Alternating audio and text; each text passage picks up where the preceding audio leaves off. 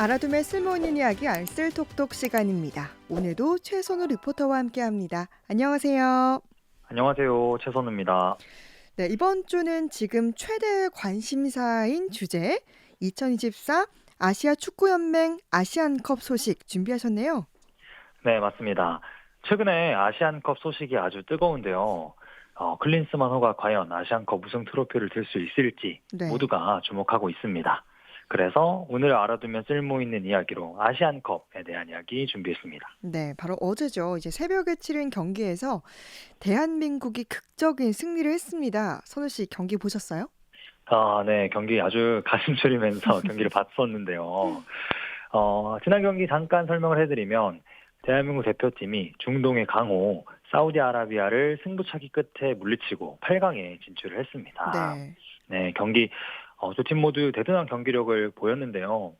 전반전에는 득점 소식이 없었는데 후반전이 시작되자마자 사우디의 득점이 터지면서 대한민국의 위기가 찾아왔고 네. 경기가 끝나기 직전 조규성 선수가 벼락 같은 헤딩골로 동점골을 만들며 승부가 연장전으로 향했습니다. 네. 네, 연장전까지 했는데도 경기가 승부가 가리지 못해서 승부차기에 돌입을 했고 승부차기에서는 또 우리 조현우 선수가 네. 선방 쇼를 보여주면서 음. 대한민국이 승리를 쟁취했는데요. 네.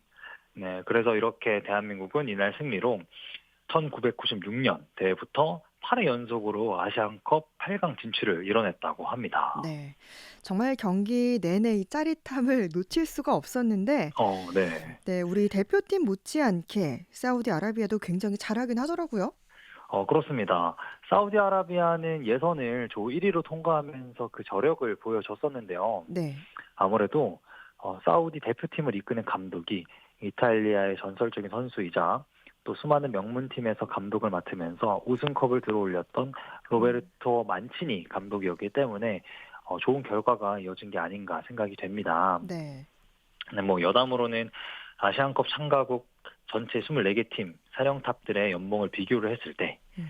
사우디의 만치니 감독이 2,800만 달러, 그러니까 한화로 약 음. 370억 정도더라고요. 네. 네, 하루에 1억을 버는 건데 굉장히 궁금하기도 했고, 예. 그 다음으로 이제 2등이 한국을 이끄는 위르겐 클린스만 감독이더라고요. 네. 220만 달러로 하나 228억인데 음. 그래도 1등이랑 2등이랑 10배 이상이 차이가 나더라고요. 그렇군요. 그렇게 보니까 사우디가 16강에 올라올만 했구나라는 생각이 더 들었습니다. 아, 이렇게 유소한 클럽에서 우승컵을 들어올린 감독을 아시안컵에서 볼 수 있을 줄은 몰랐는데 그만큼 이게 이제 아시아 축구의 위상이 높아진 게 아닌가 이런 생각도 들고요. 네, 근데 이 아시안컵이란 대회가 좀 중요할 것 같은데 모르는 네, 분들을 위해서 설명을 좀 해주세요. 네.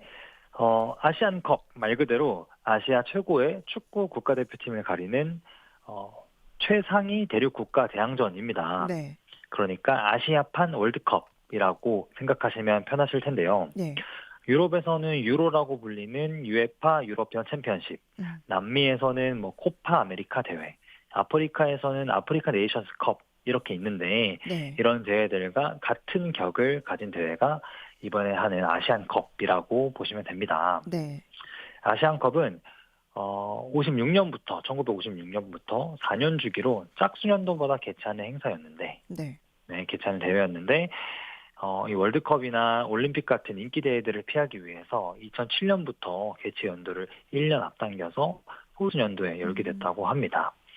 네, 그래서 아시안컵 최다 우승국은 4회 우승의 일본이고, 또 최다 진출국은 14회 진출로 대한민국이랑 이란이라고 하네요. 네. 이 아시아의 월드컵이라고 불리는 대회이기 때문에 정말 중요한 대회인데 우승국에는 그러면 어떤 혜택들이 주어지나요? 뭐 우승국이 아시아 대륙에서 가장 축구를 잘한다, 뭐 이런 명예를 얻을 수 있겠죠. 그렇죠. 근데 이 밖에도 다양한 이점이 많습니다. 먼저 아시안컵은 2010년대 중반까지만 해도 우승 상금이 없는 순수한 명예 대회였다고 해요. 음, 그런데 2019년부터 아시안컵 사상 최초로 우승 상금이 걸렸습니다. 네.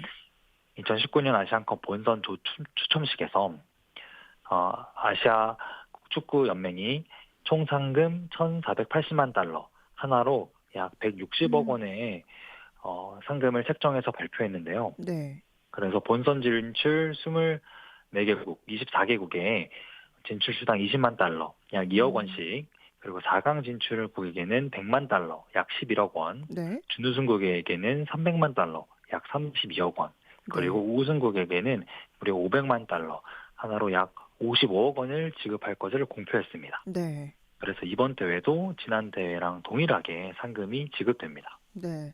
상금도 생각보다 많긴 한데 네, 이런 상금 외에도 근데 우리나라가 우승을 목표하는 이유가 있지 않을까요? 네, 있습니다.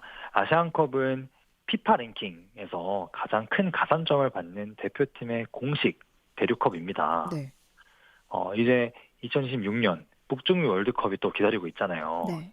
네, 아직 조금 멀어 보이긴 하지만 이 대회에서 좋은 조편성을 받기 위해서는 이 아시안컵에서 최대한 많이 승리하고 또 음. 많은 포인트를 얻어서 피파 랭킹을 끌어올려야 하기 음. 때문에 이 대회가 우리에게 또 중요하다고 볼 수 있습니다. 네.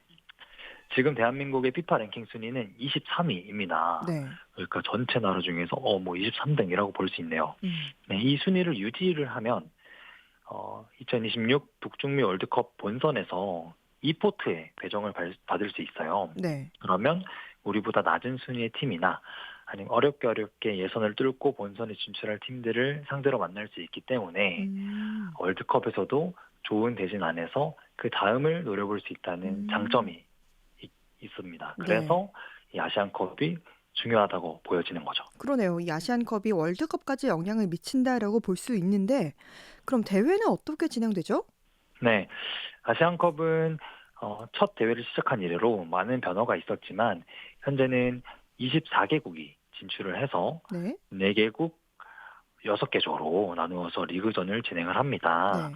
이후에는 조별 상위 2팀과 3위 팀 중에서 상위 4팀이 네. 16강 토너먼트 형식으로 경기를 진행하게 되고요. 토너먼트는 모두가 뭐 잘 아는 것처럼 16강전, 8강전, 음. 4강전, 결승전 이렇게 단판 승부가 진행됩니다. 네. 이번 대회에서는 또 2022년 카타르 월드컵에 적용됐던 반자동 오프사이드 판독 기술이라는 음. 게 동일하게 도입이 되는데요. 네. 그래서 경기장에 설치된 12개의 특수 카메라가 공과 선수의 팔다리 등 신체 위치를 파악해서 오프사이드라는 반칙 여부를 판단하고 네.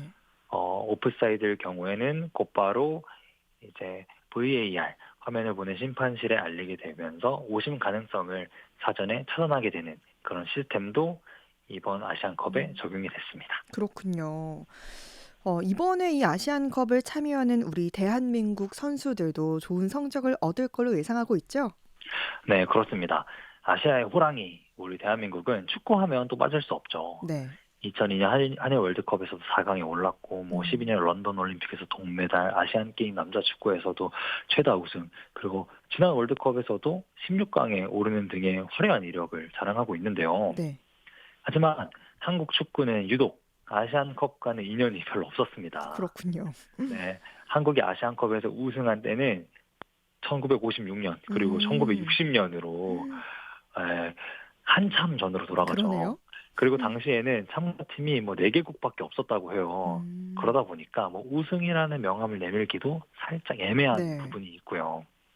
그리고 이후에는 뭐 준우승만 4차례, 3위만 4차례 이렇게 기록한 것이 최고 성적입니다. 음. 그래서 어게인 1960년을 외치며 어게인 1960을 외치면서 모두가 우승을 바라고 있고 음.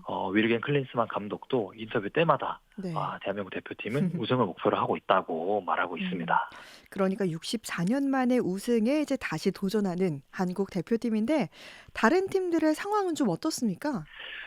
역시 가장 견제하는 나라는 일본일 것 같아요. 네. 네, 이번 대회 조별 예선에서 뭐 한국과 일본 모두 살짝 삐끗하면서 조 2위로 16강에 진출을 하긴 했지만 그럼에도 일본은 무시할 수 없는 나라입니다. 예. 앞서 얘기했던 것처럼 일본은 아시안컵 4회 우승으로 최다 우승 국가이기도 음. 하고요. 또 랭킹이 높다고 무조건 승리하는 건 아니지만 일본의 랭킹이 17위, 네. 아시아 국가 중에서 가장 높아서 네. 우승컵 또한 가장 가까운 위치에 있지 음. 않을까라고 생각이 됩니다. 음. 뭐 이 밖에도 최다 연속 우승 기록이 있는 피파 랭킹 21위의 이란이나 자국에서 대회가 열려서 또 높은 순위가 기대되는 카타르, 조별 예선에서 한국과 무승부를 기록하면서 저력을 보여줬던 요르단, 그리고 아시안컵 전통의 강호인 호주 등 어떤 나라가 우승을 차지해도 이상하지 않을 정도로 네. 다른 팀들의 상황을 보여주고 있습니다. 네. 진짜 이런 좀 쟁쟁한 국가들을 모두 이기고 이제 우리나라가 우승을 차지하면 정말 좋을 것 같은데 우리나라의 상황은 어떻습니까? 네, 대한민국은 현 2조에 편성돼서 중동의 복병으로 불리는 요르단, 바레인, 그리고 말레이시아랑 경기를 치렀는데요. 네. 3경기 1승 2무를 거두면서 16강에 진출할 수 있었습니다. 하지만 16강전에서도 그렇고 기대와는 다른 경기 때문에 여론의 질타를 피할 수 없었는데요. 네. 네, 하루빨리 경기력이 회복이 되면서 음. 클린스만 호가 순항을 할 수 있기를 바랍니다. 네. 그럼 이제 남은 또 우리의 8강 상대 호주는 어떤 팀인가요? 네, 호주는 앞서도 얘기했던 것처럼 피파 랭킹 25위에 전통의 강호라고 볼 수 있습니다. 네. 조별리그에서도 B조 1위로 올라왔고 16강전에서도 인도네시아를 4대 0으로 격파하면서 기세가 아주 무서운데요. 네, 그래서 손흥민 선수도 남은 기간 회복을 잘 해서 호주를 상대로 좋은 경기를 펼치겠다고 아주 전의를 불태우는 인터뷰를 남겼습니다. 네. 당장 이제 이번 주 금요일에서 토요일로 넘어가는 새벽 12시 30분에 호주전이 펼쳐지는데 짧게 응원의 한마디 해주시죠. 네, 제가 생각했을 땐 이번이 진짜 우승 적기라고 생각합니다.